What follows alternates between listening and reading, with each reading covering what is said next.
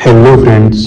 आज हम बात करने वाले हैं दालों के बारे में, जिसे आचार्य चरक और आचार्य वाग्भट ने अच्छे से उल्लेख किया है संविधान के अंदर। आचार्य वाग्भट ने अष्टांग हृदयम और आचार्य चरक की बात करें तो उन्होंने सूत्र स्थान में इसका वर्णन किया है। दालों का इम्पोर्टेंट हमारे लिए बहुत रहती है, क्योंकि दाल जो है कि हमारे रोज़मर्रा की ज़िंदगी में खाई जाने वाली एक खाद्य पदार्थ है। तो इसलिए हमें उनके बारे में ज्ञान होना भी उतना ही आवश्यक है, क्योंकि हो सकता है कि कुछ दालों का प्रयोग हम ऐसा कर रहे हों कि जो हमारी हेल्थ के लिए अच्छा ना हो, और कुछ दालों को हम इस तरह छोड़ रहे हों कि जो वो हमारी हेल्थ के लिए तो सही है पर उनको हम छोड़ दे रहे हों। तो इसी तरीके से अगर हम बात करें जो हमारे वात पित्त कफ आयुर्वेद में बताया हुआ है तीनों दोषों के बारे में, तो उन तीनों दोषों का क्या इफेक्ट हमारे दाल से कोरिलेट होके हमारे दोषों पर इफेक्ट पड़ेगा, बस उसी के बारे में हम आज बात करेंगे। तो चलिए शुरू करते हैं। तो सबसे पहले अगर हम बात करें तो मूंग की दाल की हम बात करेंगे, जो कि आयुर्वेद में आचार्य वाग्भट आचार्य चरक दोनों ने इसको श्रेष्ठ बताया है।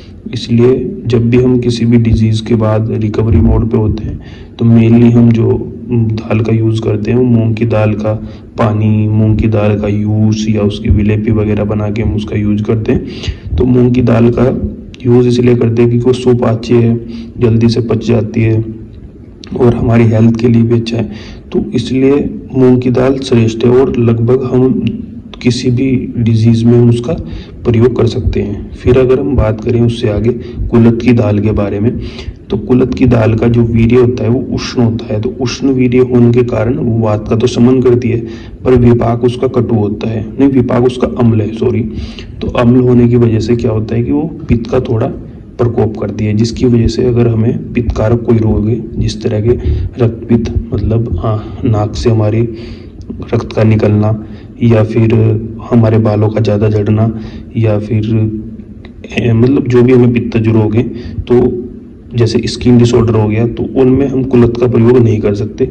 जबकि पीनस रोग यानी कि हमारा जो जुकाम वगैरह हम कफ जिसे बोलते हैं, या कास रोग या अर्श रोग, अर्श मतलब जो कि बवासीर होती है, उसमें हम कुलथ का प्रयोग कर सकते हैं। तो उससे अगर हम अगले बात करें तो निष्पाव की बात करते हैं। निष्पाव मतलब सेम। तो निष्पाव को बताया कि स्तन ने बताया है, क्योंकि जो स्त्री बच्चे को फीडिंग कराती है, बच्चा जब मिल्क फीडिंग पे रहता है तो स्तन को बढ़ाने के लिए, उस दूध को बढ़ाने के लिए जिस हम दाल का प्रयोग कर सकते हैं वो सेम की दाल है, मतलब सेम जिसे हम बोलते हैं निष्पाव, उसका हम यूज कर सकते हैं। ये क्या है, मृदुविरेचक भी है, एक लैक्सेटिव की तरह भी काम करती है निष्पाव दाल। साथ साथ है मूत्रल है। मूत्रल का मतलब कि मूत्र की क्वांटिटी को भी बढ़ाने वाली है, डायूरेटिक्स का भी काम करती है। तो एक ही दाल मतलब निष्पाव के इतने अच्छे इफेक्ट हो सकते हैं। बट निष्पाव एक ऐसी दाल है कि इसका अति में अगर सेवन किया जाए तो आचार्य चिकित्सा में भी बताते हैं कि इससे पांडु रोग मतलब एनीमिया हो सकता है, या हिक्का रोग भी हो सकता है, श्वास का रोग। तो इसलिए इसका जो हमें सेवन करना चाहिए, अधिक सेवन इसका नहीं करना चाहिए। और उसके अगर बात करें उससे आगे तो हम बात करते हैं राजमास। राजमास मतलब राजमा, जो कि हम बहुत लोगों का फेवरेट भी होता है, पर हम उसके गुणों के बारे में कितना जानते हैं कितना नहीं जानते वो अभी हम देखते हैं। कि राजमा जो है वो एक विरेचक द्रव्य है। विरेचक मतलब लैक्सेटिव, एक अच्छा लैक्सेटिव है राजमा। और एसिडिटी को भी दूर करने वाला है राजमा। हाँ, हमें लगता है कि पेट में जाएगा तो भारी कर देगा, विधा कर देगा, पर नहीं, ये एक अम्लपित्त को दूर करने वाला है, ये एसिडिटी को दूर करने वाला है, लेकिन उसी के साथ साथ कफ को हरने वाला है। मतलब कफ मतलब जो हमारे अंदर मेद बढ़ रहा है या हमारे अंदर कफ की जो क्वांटिटी बढ़ रही है उसको हरने वाला है, उसको ख़त्म करने वाला है। और तो ये सब गुण राजमा के होते हैं। जबकि हमें लगता है कि हमारा कफ बढ़ाएगा, लेकिन नहीं, ये वात को ही बढ़ाएगा। वात का मतलब जो वातवर्धक है, रुख से थोड़ा, तो वातवर्धक होने के कारण वात को तो ये बढ़ाएगा पर कफ को ये कम करेगा, समन करेगा। तो जिन लोगों को कफ संबंधित कोई प्रॉब्लम होती हो, जैसे प्रमेह वगैरह की कोई प्रॉब्लम हो, जितने भी मतलब आम से कोई रिलेटेड कोई प्रॉब्लम हो रही हो, तो जितने भी कफ से रिलेटेड प्रॉब्लम है उनमें हम राजमा का प्रयोग कर सकते हैं। अब हम बात करते हैं उड़द की दाल का, मतलब उड़द का।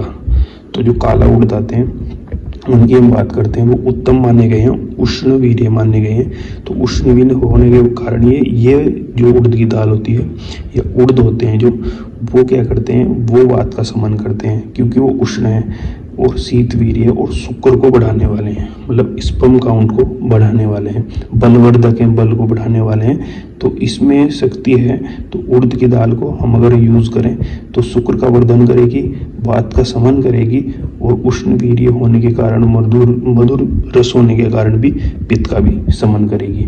और उसके बाद अगर हम बात करें अरहर की दाल के बारे में, तो अरहर की दाल भी बहुत लोगों की फेवरेट रहती है और ये बहुत ही मतलब लोग चाव के साथ खाते हैं। पर अरहर की अगर दाल की बात करें तो अरहर की दाल जो होती है वो पित्त को और कफ को दोनों को दूर करने वाली है, इसलिए इसको बेस्ट माना गया है कि अगर आपको स्किन कोई डिसऑर्डर हो जिसमें आपकी कंडीशन में पित्त बढ़ता हो, उस कंडीशन को आप अरहर की दाल यूज़ कर सकते हैं। वहीं पर ही अगर देखें, अगर पित्त की कोई कंडीशन है तो अभी मैंने आपको बताया था कुलथ की दाल का प्रयोग नहीं करेंगे, जबकि हम अरहर की दाल का प्रयोग कर सकते हैं। इसमें वात बढ़ेगा, ये भी वात को बढ़ाने वाली है क्योंकि कफ और पित्त दोनों को दूर कर रही है, तो वात को ऑब्वियसली कि बढ़ाएगी, तो इसलिए ये बात को बढ़ाने वाली है।